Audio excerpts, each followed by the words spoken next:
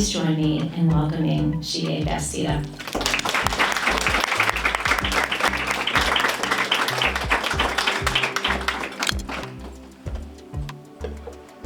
Hello everyone, can you hear me well? Yes. Awesome. Okay. How are we doing today? Temperature check? Good? This is good, this is and this is like I'm tired.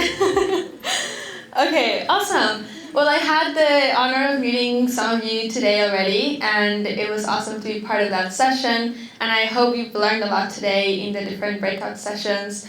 And just want to thank all of you, the organizers. Please give a round of applause to all the students that have been working on this for a long time.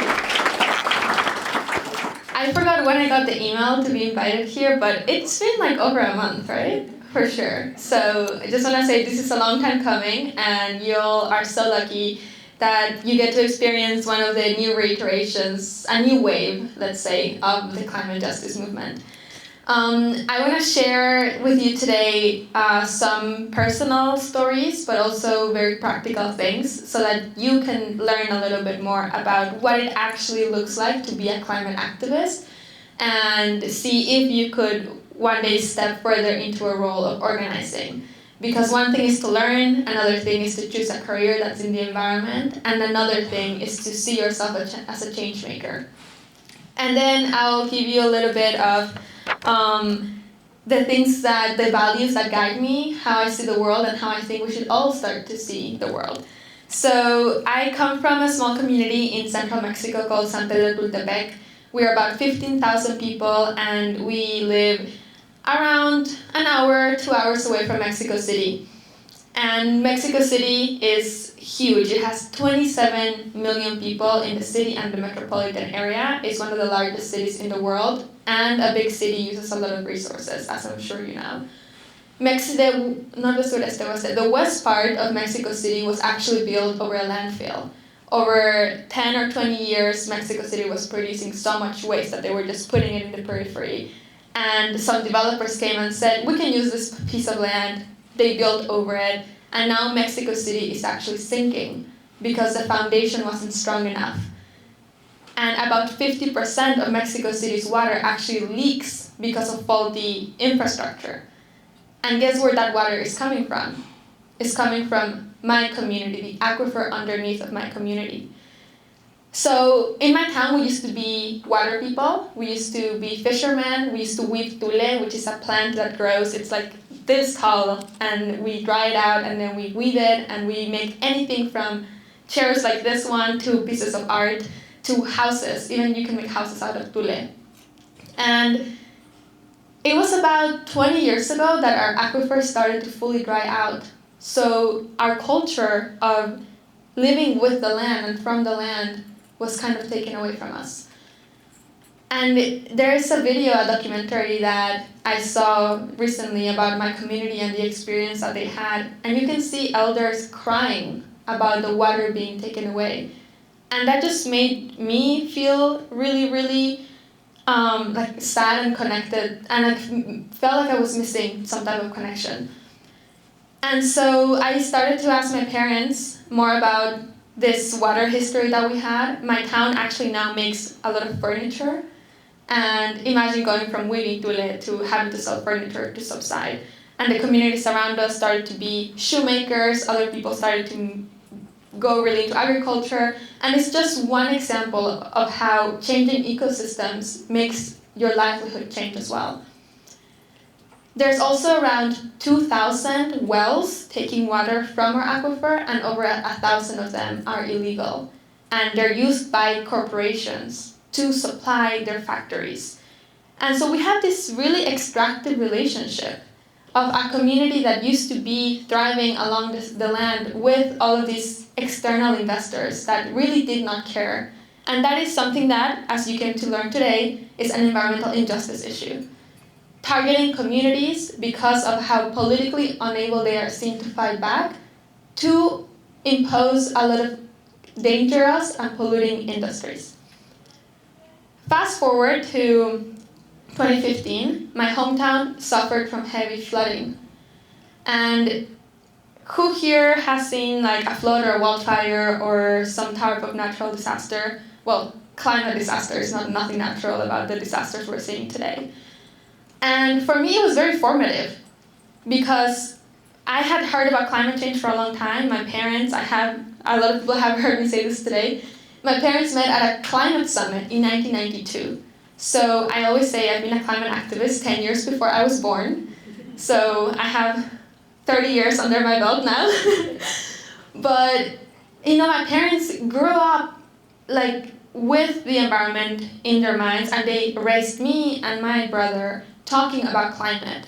And if you were in the panel yesterday, you heard me say this, but I really thought my parents were a little crazy.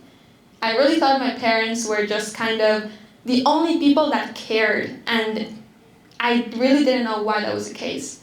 When my hometown flooded, the water up to my knees, but that wasn't really the issue. The issue was that the water was contaminated from a river. And that is what makes a flood intersect with health. It really hit close to home. I decided I was going to do everything in my power so that our generation didn't have to deal with things like these extreme disasters. When I moved to New York City, it was because my parents got a job at the Center for Earth Ethics. And who here has moved like states or countries or, yeah, it's a shock. It takes you like a year or two to adapt to a new place. And learning English for me was very difficult. I really tried my best to incorporate into the student body, but it's hard to ask your classmates to speak to you in Spanish when maybe they learn some Spanglish at home or something. But about a year or two in, I remember my dad, who had been going to these climate conferences for a long time. One day he said, "Hey, I have this invitation to go to Malaysia and talk about indigenous rights and indigenous peoples, but I can't go. Would you like to go in my place?" And it's those moments that you have where you think, if I say yes, I feel like my life is going to change. Or this is something that's really scary to me. I've never done something like this before. So I thought about it a lot, and I was somebody who tried really hard in school. I didn't like missing even a day, even when I was sick. So now I'm different, but at the time, I was like, I have to be the teacher's favorite. And I said, yes, I will go to Malaysia. And at 15 years old, I took a plane across the world. And when I landed in Malaysia, they took me straight to the panel that I was supposed to do. And I didn't have time to prepare. They put me in the panel and said, it's your turn to address the UN. And I just stood there and thought, what do I know? I know where I come from, I know about my town, and I know what principles we should live by. So I just shared some of the things that I had learned from my parents, the lack of climate education in schools, how not listening to indigenous communities when developing is gonna cause things like a city sinking, etc. And when I finished, somebody came up to me and asked me, how many days did it take you to write this speech? And I was like, wow, I must have been pretty okay at it if somebody asked me that. And it wasn't what I said or how I said it. It was the fact that there was a young person speaking at all. Because I don't really think it was a good speech. I think it was the fact that a young person stood up and was talking to adults about the same thing that the adult before me had talked about. But because there is a social license to our youth, because the climate crisis is an intergenerational injustice, we have higher moral authority to come into rooms and say, you are negotiating my future. And the decisions that you make today are going to have an impact not only on my life, but the life of my kids and the life of my grandkids. And it was because of that they invited me to speak at 2 other sessions in that same conference. And it's the first time that I ever found my voice. The first time somebody believed in me. Well, my dad had believed in me, but he's my dad. But somebody else that wasn't my dad believed in me and said, this girl has the power to talk to people to make their perspective shift. And I have never felt more empowered than that moment. And that's why I always tell parents and I always tell adults, the most important thing you can do is believe in young people's ability to change the world. Because I know if you heard that from your parents, like there are some people that hear from their parents, be a doctor, be a doctor, be a doctor, and they feel like that's what they have to do. But if instead of that you heard, change the world, you are powerful, you have agency, that is what you're gonna walk. That's the path you're gonna walk. So then I went back to New York. I was a high school student just like you. I was in 10th grade and I said, so what, now I care now. I have a voice, I found my voice, what can I do? Who here is part of an environmental club or some type of, okay.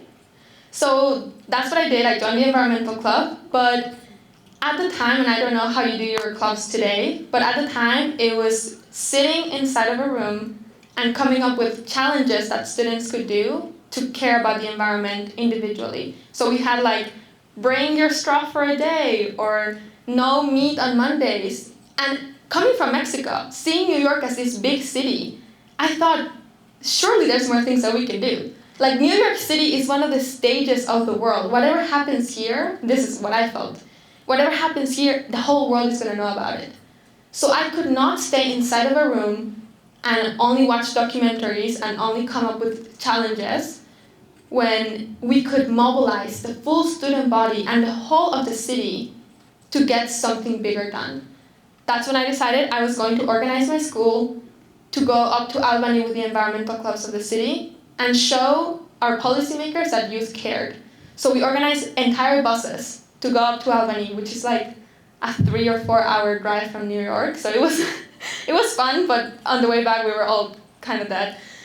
Anybody here has gone to your legislator, to City Hall, to, yeah? Well, you could look up when the next time is to go, what type of climate policy is being negotiated, and show up. Because it makes a huge difference when a policymaker sees a young person come up and say, what are you doing for me? It kind of recenters them. It's kind of like you pull them back down. Because remember, these people have meeting after meeting, day after day, and so many people are asking different things from them. And to have a young person say, hey, but what about my future? I think it is a huge moment of introspection for them. And sometimes they need us. They need us to push them so that the people around them see that they are constituents who care. Anyways, that's how I got plugged in first into the climate movement, and then Greta Thunberg called for the first ever global climate strike in 2019. Who here was under 15 in 2019? Okay, so you probably didn't go to the strike, right? Anybody went to the strike? You were pretty young. Huh, that's nice. And I organized a strike at my school, and it was a very long, tedious type of work. I would make posters, really bad graphic design, but I tried my best. I would make posters and I would put them into every single stall, every single bathroom, every single hallway, every single staircase. The next day they would all be ripped down and taken away. I would find them in the trash. The principal didn't want us to organize a strike because she said, how is it going to look in our school that our students are missing class? And I said, we're not protesting the school. We're protesting the climate crisis. We're protesting the world leaders that aren't doing anything about it. And you should help us make our voices heard. And the day of the climate strike, on March 15th, which is before the big strike that we organized in September, 600 students walked out. And it was so amazing, energizing. I mean, it was a small group of us, but imagine that people who you thought didn't care just walk out with you, and all of your classmates walk out with you. It was really, really amazing. And from there, we just kept organizing, and everything exploded. September 20th, 2019, 300,000 people walked in the streets of New York, and 7.4 million people walked around the world. And this is where I want to give you some really specific tactics of organizing. What does it look like to actually organize? Everything starts with identifying an issue. And I'm sure there's so many issues that we can identify. And it's kind of like a staircase that you have to go through. The first thing we do is petitions, which we all know about petitions. We know petitions sometimes don't work. But sometimes if you go to your policymaker and 300,000 people have signed something, I think it means a lot. After that is issue promulgation. What do you do to spread the issue? Let's say there's a contaminated water source. First, you have a petition for the state to clean it. That doesn't work, so then you start making sure that everybody in the community knows about it. If that doesn't work, that's when you start building a movement, and you start something called solidification. You start making sure that everybody knows about the same demands, everybody can get together and talk about the topic. If that doesn't work, you start something called nonviolent direct action. Who here knows about NVDA? A couple people. So this is what the civil rights movement did in order to get the civil rights laws passed. This is, who here has heard about the Montgomery bus boycott? Yeah, so that's nonviolent direct action. And it's what people, organizers and protesters do to show up to a place and say, we're going to block this street, or we're not going to take this bus, we're going to boycott that company. And that type of organized action altogether that is nonviolent, that is when movements get really strong and we show whoever the other side is our power. Then, if that doesn't work, we go into escalation, and this from a theory book that I read. The last step is revolution. And, if they're actually not listening to you, that is what it's going to come to. And I don't want it to come to that. I want people in power to see that we don't have to fight them for them to do the right things, for them to protect the environment, to protect communities, to have clean air and clean water. It just makes sense, and it's kind of crazy that we have to ask for it. There's two types of movements. There's citizenship movements and post-citizenship movements. Citizenship movements are about expanding the rights of people, and post-citizenship movements are about expanding, when people technically all have rights and protections, you go into the next stage. And I think usually the environmental movement was seen as a post-citizenship movement. But now we're understanding that the protection of the environment is so intertwined with the protection of communities. And that is why I would say the climate justice movement is still a citizenship movement. It is one where we are making sure that the most people possible are included in and actually everybody is included in the rebuilding of this new climate just world. There's a paper that I read. It talked about the 7 psychological reasons why people don't act on climate. And I always wanted to find something like that because I asked myself, if we know about the climate crisis, why aren't people doing enough? And the number one thing that came on that paper is something called the finite pool of worry, or basically, I have better things to do. And that, for me, I saw it as an issue of climate communications. I think the climate crisis is a communications crisis because caring about the environment is very abstract, but caring about your health and clean air, that is very concrete. Caring about microplastics and the fact that all of our clothes have microplastics, all of our food has microplastics, they make us drink in water bottles, all have microplastics, that is very concrete and specific. We also have, who heard about we're breaking temperature records so much. I think we have the highest temperature record breakage in over 100,000 years of recorded history. That's crazy. And the media isn't covering it. There's a lot of gaps in how we communicate about the climate crisis. And gathering all of these things together, for me, and you saw the Imagining the Future video, the path becomes really clear. We need to be able to come together and make sure that everybody thinks of themselves as doing things for a climate movement. And Ayanna Elizabeth Johnson, I'm going to draw it really quickly over here. But she makes this diagram. Do you see it? It's like a Venn diagram of 3 circles. And she says, this one is what you're passionate about. This one is what you're good at. And this one is what climate topic you want to cover. And in the overlap of all of those things, this is you in the center. Whatever job you want to do can be a climate job if you overlap what you care about, what you're good at, and what climate thing you care about. And all of us, in this way, can go into our futures, into our careers, knowing that we don't have to necessarily be part of strikes to be part of the climate movement. It can be part of how we redefine our jobs and our futures. And that is the type of world that I want to build, the world that I'm working on building. And it sometimes takes a lot of us using our voices. I'm just going to tell you one little small anecdote before we move on, because it's a beautiful day and we also want to go outside. At COP26 is that picture right there. I was supposed to speak in front of every president that attended the United Nations. It was over 100 heads of state. I was in the back of the auditorium, and I heard the president of France speak, the president of India speak, and I thought, finally, I'm gonna go and they're gonna listen to what our generation has to say. And the speech that I have crafted, I co-wrote it with over 20 different climate activists from around the world. It wasn't just my voice, it was our voice. And I was so excited to finally go on stage. And when I went up there, the room was empty. This speech, you see, it looks like I'm talking to people. I was talking to an empty room. A room that was like 20 times larger than this. And when I got up there, I felt really, really upset. Not because nobody was listening, well, that too, but because the presidents of the world couldn't stay 3 extra minutes to listen to the next generation. They said it was security issues. They said they couldn't be at one point, at one single spot for too long. But the president of India talked for 20 minutes and nobody moved. For me, it was a lack of respect for our generation. And that's what the presidents of the world are doing today. But I still gave this speech like the room was full because I know that cameras exist. I know that the message was going to make it somewhere.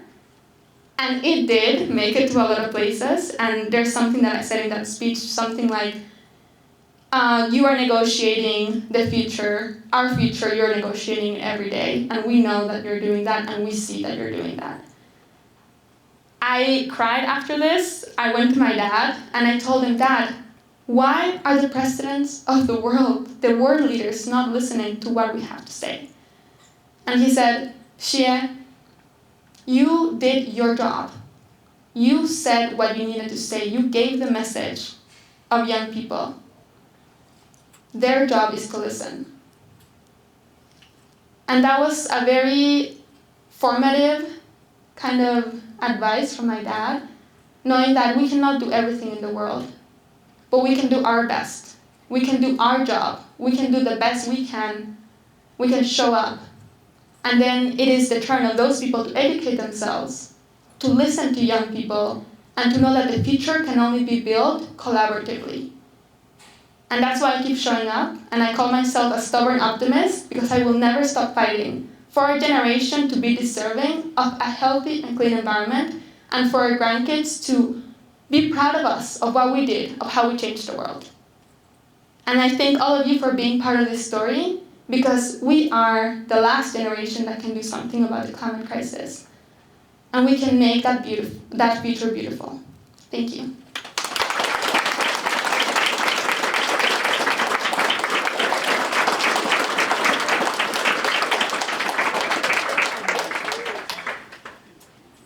It's a beautiful moment for, I want to give Xiye a chance to capture the moment. Do you want to take a moment to capture it?